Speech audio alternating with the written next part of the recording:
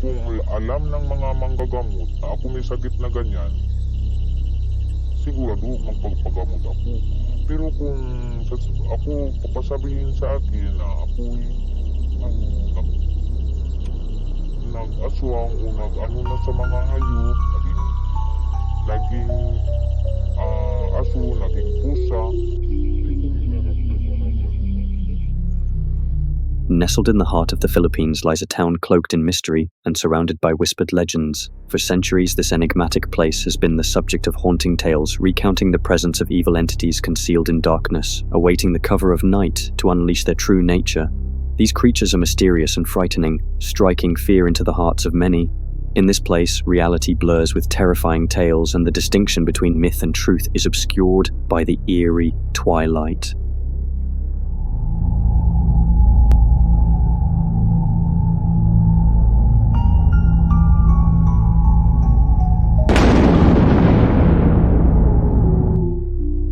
Capiz, a province on Panay Island in the western Visayas region of the Philippines, is famous for its history, culture, and stunning landscapes. It offers a beautiful blend of nature and heritage, from lively markets to tranquil coastal areas. Capiz is well known for its delicious seafood, especially oysters, and its historic sites attract visitors from far and wide. Life in Capiz is all about tradition. The locals celebrate many festivals, showcasing their vibrant culture through music, dance, and food. The province is also renowned for its craftsmanship, particularly in making decorative items from Capiz shells, which the community takes great pride in. Despite its beauty, Capiz is where ancient beliefs and superstitions thrive. Adding a mysterious touch to the province, it's a land where history and folklore are closely intertwined. Among the many legends that have emerged from Capiz, the most infamous is that of the Aswang. The Aswang is a central figure in Filipino folklore, particularly feared for its shape-shifting abilities and insatiable hunger. This terrifying creature is said to encompass a variety of entities, including witches, vampires, and the manananggal, whose upper body detaches to hunt by night. The history of the Aswang dates back to the 15th and 16th centuries when Spanish colonists first documented these creatures in their writings. The Spaniards noted that the Aswang was one of the most feared mythical beings among Filipinos. Descriptions of the Aswang vary, but they are often depicted as ghoulish creatures that can shapeshift and prey on humans, particularly the vulnerable. These creatures are rumored to live in remote areas near forests and mountains and rarely venture into cities. They are known for their cunning and ability to blend into human communities during the day, only revealing their true nature at night. The presence of the Aswang has profoundly influenced the culture and folklore of Capiz, creating an atmosphere of fear and superstition that continues today. The impact of the Aswang legend on the people of Capiz is profound. Many locals share chilling stories of encounters with these evil beings, tales passed down through generations. These stories not only perpetuate the fear of the Aswang, but also shape the social dynamics and traditions of the community.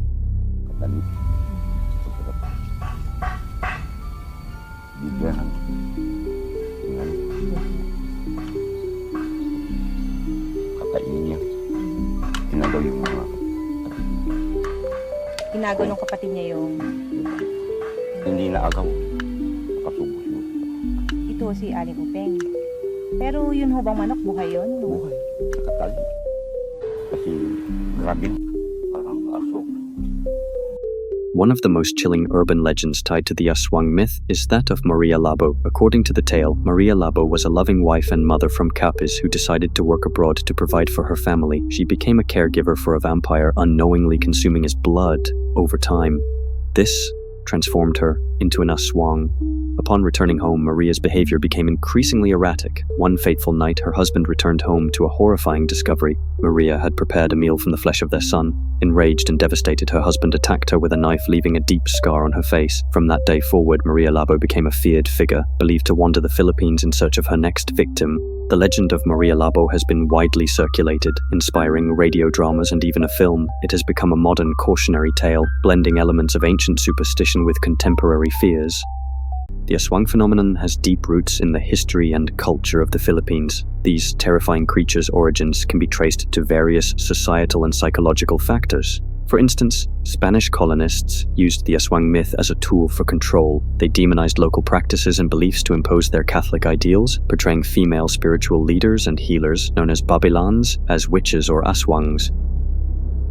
During the 1950s, the Philippine government, with Colonel Lansdale's help, used the Aswang legend to instill fear among the Hukbalahap guerrillas. Lansdale's team spread rumors of Aswangs living in the hills where the guerrillas hid, even staging fake Aswang attacks to break the morale of the guerrilla fighters and force them to surrender. Even during Ferdinand Marcos's dictatorship, the Aswang was used symbolically. Marcos, who ruled the Philippines from 1965 to 1986, leveraged the Aswang myth as a metaphor for his regime's pervasive and malevolent power.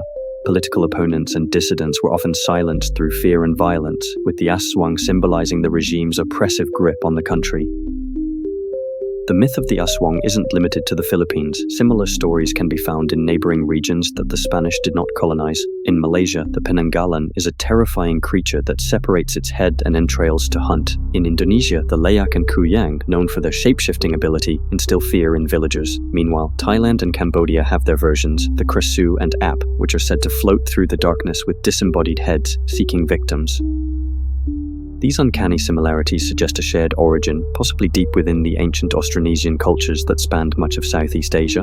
The persistent belief in shape-shifting, blood-sucking entities taps into universal human fears, creating a web of interconnected nightmares that transcend borders and time. The Aswang myth continues to evolve in the modern era, merging traditional folklore with contemporary anxieties. The story of Maria Labo, a harrowing blend of legend and modern horror, exemplifies how these ancient fears adapt to new contexts. As global media spreads these stories, the myths transform, reflecting the shifting landscapes of our deepest fears and superstitions.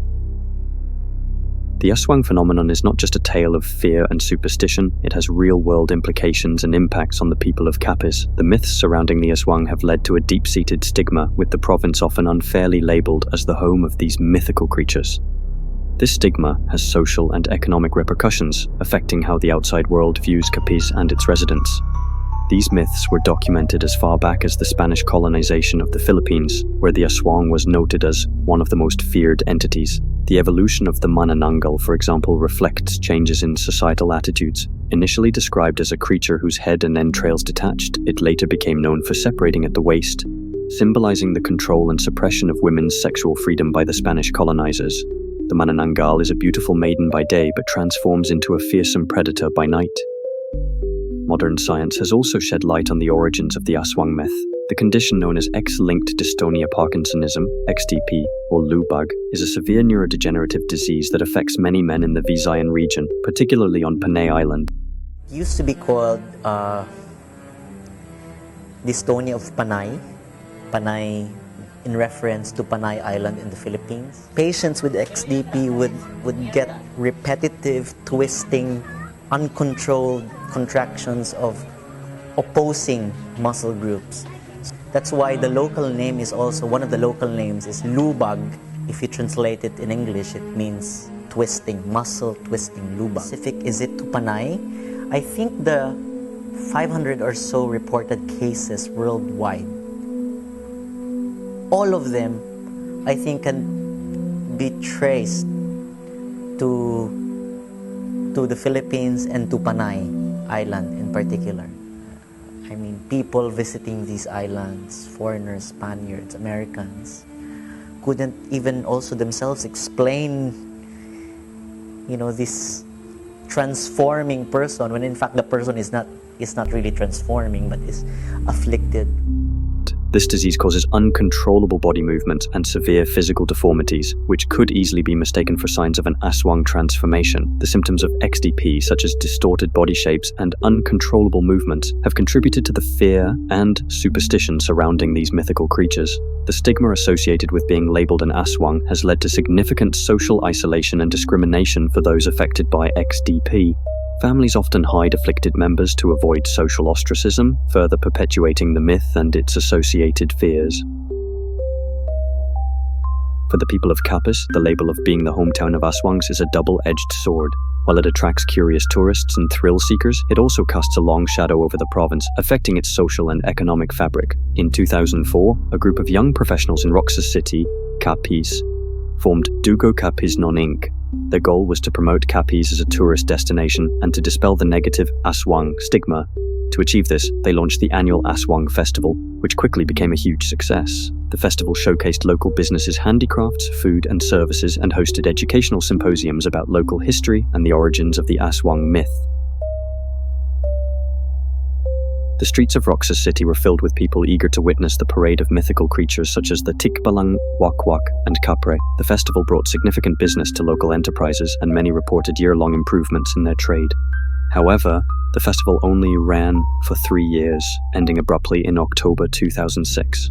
The Aswang festival was discontinued mainly due to opposition from the religious sector, particularly the Catholic Church and other religious groups. They strongly objected to the festival, expressing concerns that it perpetuated superstition and dark folklore, which they believed to be detrimental to the community. As a result of this pressure, the festival was ultimately brought to an end.